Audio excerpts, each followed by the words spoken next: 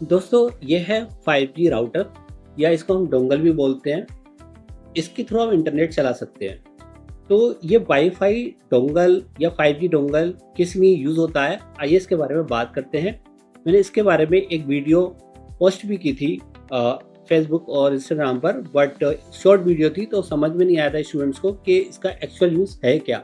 जब हम 5G अपने फ़ोन से यूज़ कर सकते हैं, चला सकते हैं अपने लैपटॉप को कनेक्ट करके, तो फिर डोंगल की क्या ज़रूरत है। तो और कौन सा डोंगल सबसे अच्छा है मार्केट में, और 4G और 5G डोंगल में क्या डिफरेंस होते हैं, और 5G डोंगल कौन सी कंपनी का हमें लेना चाहिए, कहाँ से लेना चाहिए, और कौन सा 5G डोंगल हमारे लिए बेस्ट रहेगा, या 5G डोंगल मार्केट में है भी या नहीं, या सिर्फ फेक आपने लिख दिया है कि वो डिवाइस के ऊपर कि वो 5G है बट होता वो 4G है। तो ये सारी सच्चाई के बारे में हम समझते हैं। तो ये सारे क्वेश्चन थे मेरे स्टूडेंट की तरफ से थे, आइए बात करते हैं इसके बारे में। चलिए, तो सबसे पहले 5G डोंगल यूज़ क्यों करते हैं। देखिए, जब मैं ना ये डिपेंड करता है कि आप किस तरीके का काम करते हैं गाइस। देखिए, जब मैं वर्क फ्रॉम होम करता था, मैं बेसिकली सर्वर लेवल पे काम करता हूँ। सर्वर लेवल का मतलब होता है आईटी में ऐसे सिस्टम पे काम करना जो प्रोडक्शन पर है, यानी कि कंपनी का जो डाटाबेस है या सर्वर है वो कनेक्ट होता है हमारे लैपटॉप के साथ। यानी कि जब हम घर पे बैठ के काम करते हैं तो वहाँ पर हमको एक स्टेबल नेटवर्क की ज़रूरत पड़ती है, और स्टेबल नेटवर्क हमें मिलता है वाईफाई से बेसिकली। लेकिन जब आप कभी कभी घर जाते हैं, वर्क फ्रॉम होम करने के लिए घर जाते हैं, तब आप वाईफाई तो लगवाते नहीं है घर पर, और हर किसी के घर पर वाईफाई होता नहीं है। तो वो लोग क्या करते हैं, ट्रेन या बस में अगर है तो वो ऐसा डिवाइस अपने साथ कैरी कर सकते हैं जिसके थ्रू वो इंटरनेट, अच्छा स्टेबल इंटरनेट यूज़ करके अपना ऑफिस का काम कर सके। बेसिकली यहाँ पर प्रॉब्लम क्या आती है फ़ोन के साथ, क्योंकि फ़ोन में भी हम लोग 5G यूज़ कर सकते हैं, फिर मैं 5G फ़ोन अपने फ़ोन से यूज़ क्यों नहीं करता। मैं फ़ोन के हॉटस्पॉट से अपने लैपटॉप को कनेक्ट कर सकता हूँ और वहाँ भी 5G अवेलेबल है, तो मैं 5G अपने फ़ोन से क्यों नहीं करता। कई सबसे बड़ी प्रॉब्लम आती है फ़ोन के साथ कि जब आप फ़ोन से हॉटस्पॉट यूज़ करते हैं तो कॉल आने पर या बहुत सारी कंडीशन पर जो नेटवर्क है वो ब्रेक कर जाता है, ब्रीच कर जाता है, और आपकी जो सिस्टम के साथ कनेक्टिविटी है वो टूट जाती है। अब आप कहेंगे सर 1 सेकंड या 2 सेकंड में अगर प्रॉब्लम आ रही है तो सर्वर के साथ कनेक्टिविटी डिस्कनेक्ट होने से क्या ही प्रॉब्लम आएगी। नहीं गाइस, देखिए, मैंने स्टार्टिंग में यही बोला आपको कि डिपेंड करता है आप किस तरीके का काम करते हैं। जो ज़्यादातर लोग हैं जो आईटी कंपनीज में काम करते हैं वो सर्वर लेवल पे काम करते हैं। तो यानी कि सर्वर का मतलब क्या होता है, थोड़ा टेक्निकली इसको समझ लेते हैं।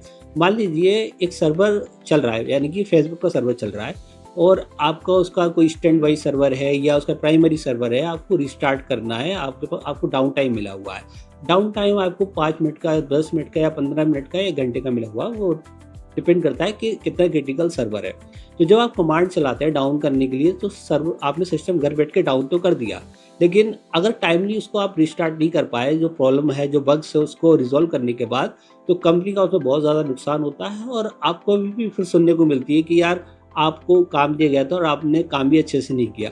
तो गाइस, जब हम किसी प्रोफाइल पे काम करते हैं या ऑर्गेनाइजेशन में काम करते हैं या किसी मोटिव पे काम करते हैं, तो हमारे पास उससे रिलेटेड सारे टूल्स होने चाहिए। जैसे आपने देखा होगा आपके पास घर पर कोई कारपेंटर भी काम करने आता है, तो वो एक एक छोटी छोटी चीज़ें, यानी कि हथौड़ी है, आरी है, हैमर है, और धारी, यानी कि आरी पर धार लगाने के लिए भी उसके पास डिवाइस होता है, तो टूल होता है। तो वो हर चीज़ अपने साथ देकर चलता है। तो जब हम इतनी अच्छी प्रोफाइल पे काम कर रहे हैं, इतनी बड़ी बड़ी आईटी कंपनी में काम कर रहे हैं, एमएनसी में काम कर रहे हैं, तो हमारे पास भी अच्छे टूल्स होने चाहिए।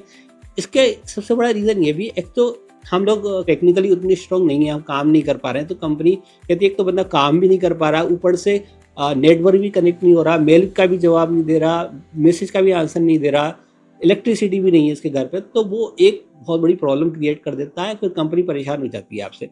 कम से कम अगर आप टेक्निकली उतने स्ट्रॉन्ग नहीं है तो आप टूल अच्छे रखिए अपने पास। तो बेसिकली आपको आपको टेक्निकली भी स्ट्रॉन्ग होना पड़ेगा और टूल्स भी अपने पास अच्छे रखने पड़ेंगे अगर आपको वर्क फ्रॉम होम करना है, और कनेक्टिविटी आपकी नेटवर्क की अच्छी होनी चाहिए। तो जैसे कि लॉकडाउन में मैं वर्क फ्रॉम होम करता था, तो मेरे पास एक 4G डोंगल था। उस टाइम भी मैं फ़ोन यूज़ नहीं करता था क्योंकि उसकी इतनी स्टेबल कनेक्टिविटी नहीं थी। तो मेरे पास एक बड़ा राउटर भी था जिसमें सिम लग जाता था।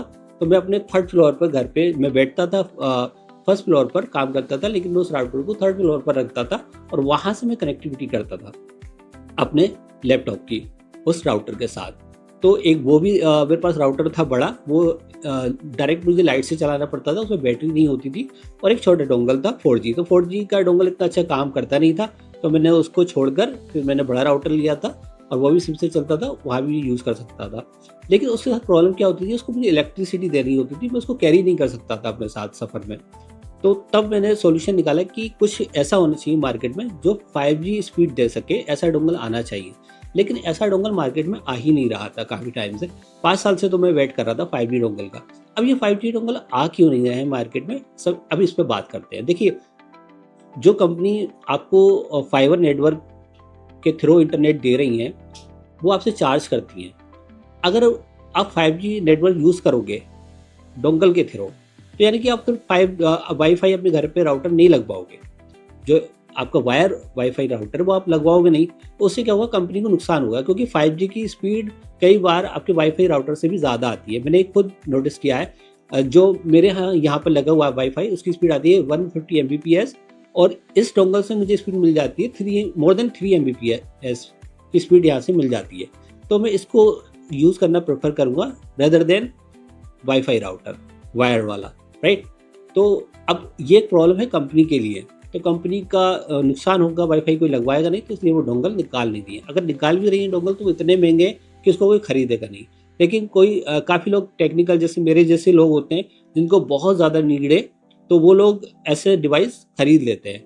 तो मेरे जितने भी स्टूडेंट्स हैं, उनको कंपनी में जो जॉब कर रहे हैं या करने वाले हैं, तो उनको इसकी ज़रूरत पड़ने वाली है। तो मैंने सोचा कि इसके बारे में मैं एक डिटेल वीडियो आपको दे देता हूँ, ठीक है। अब आपको मैंने 4G डोंगल के बारे में बता दिया, उसमें MB की स्पीड कितनी आती थी, सिर्फ आती थी अगर ऊकला एप्लीकेशन के अकॉर्डिंग मैं बताऊं, तो उसमें 5 से 6 MB इसकी स्पीड आती है, जो कि वो भी फेक होती है ऊकला के अकॉर्डिंग। तो उसमें भी आप ये समझिए वो 1 MB की स्पीड देता था।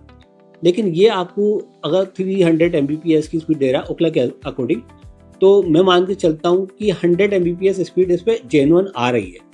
और सर्वर पे काम करने के लिए आपके पास मैं समझता हूँ 20 से 30 Mbps, रियल 30 Mbps स्पीड काफ़ी होती है।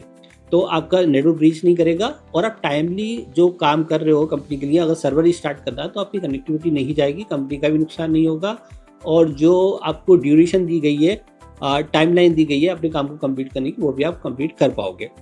अब इसके अलावा बेसिकली क्या होता है कि इसमें सबसे बड़ी प्रॉब्लम सिर्फ एक ही आती है कि इसमें नेटवर्क का इशू आता है, यानी कि सिग्नल स्ट्रेंथ का इशू आता है। यानी कि अब मान लीजिए आप फ़ोन भी यूज़ कर रहे हैं, तो कई एरिया ऐसे होते हैं जहाँ पर सिग्नल प्रॉपर नहीं आ रहे होते, तो सिग्नल प्रॉपर नहीं आने होने की वजह से आपकी स्पीड इंटरनेट की कम आती है।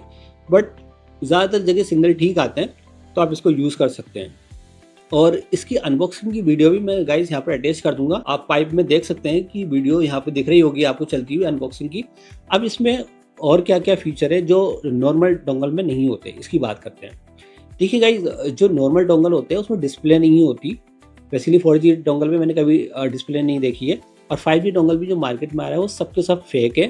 वो 5G लिखा हुआ है इस पर सिर्फ, लेकिन वो 5G कभी आपको स्पीड देंगे नहीं वाईफाई की, और 5G सिम उसमें लग जाएगा बट स्पीड वो नहीं आएगी।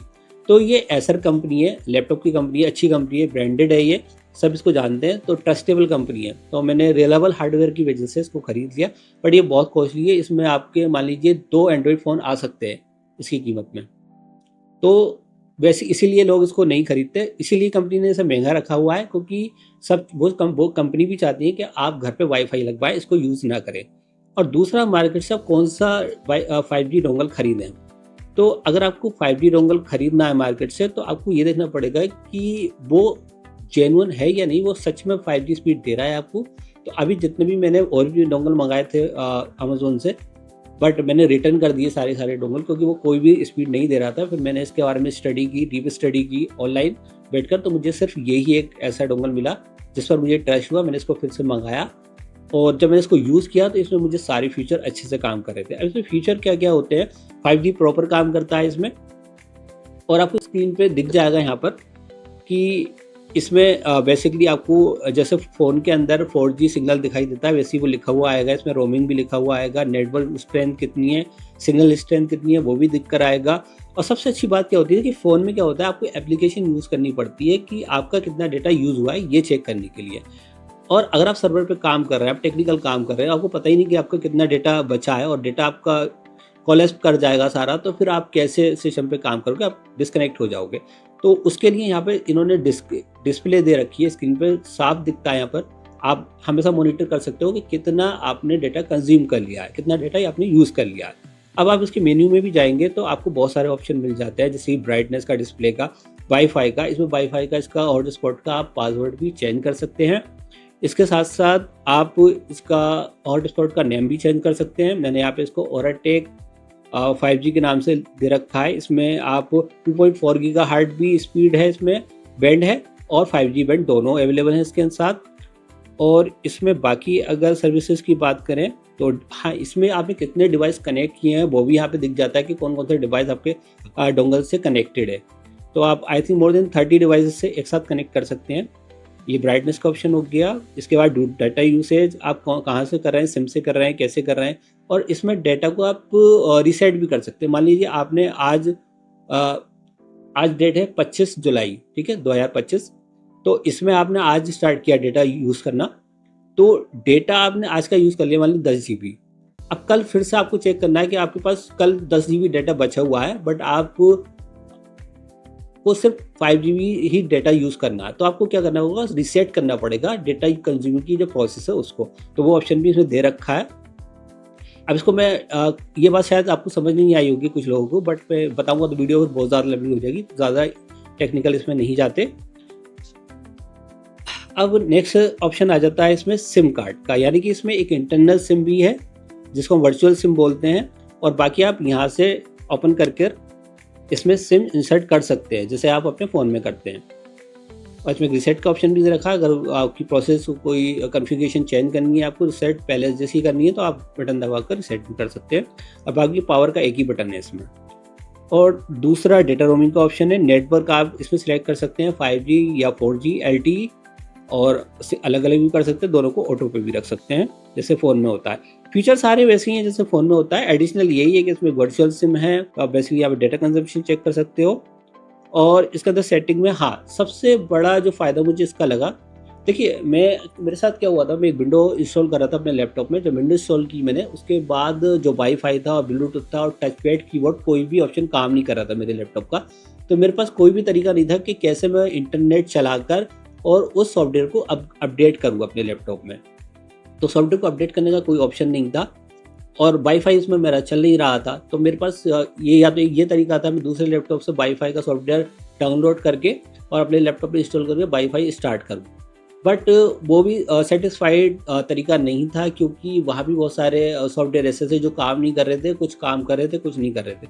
तो इसमें क्या है, USB टेथरिंग का एक ऑप्शन होता है। तो USB आप से कनेक्ट करके आप डायरेक्ट इंटरनेट चला सकते हैं, जैसे कि लैन वायर कनेक्ट करके आप चलाते हैं इंटरनेट लैपटॉप में, वहाँ पे किसी सॉफ्टवेयर की ज़रूरत पड़ती नहीं है। तो इसी से मैंने विंडो अपडेट की थी अपनी, और अच्छे से मेरा लैपटॉप ऑन हो गया। तो लैपटॉप के जितने भी सॉफ्टवेयर से सारी अपग्रेड हो गए, सारे अपडेट हो गए। Now I am using it properly.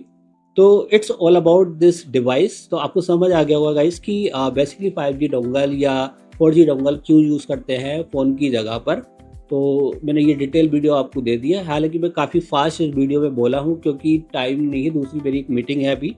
तो इसको आप देख सकते हैं, अगर कोई बात आपको समझ में नहीं आ रही तो आप वीडियो को रिपीट करके देख सकते हैं।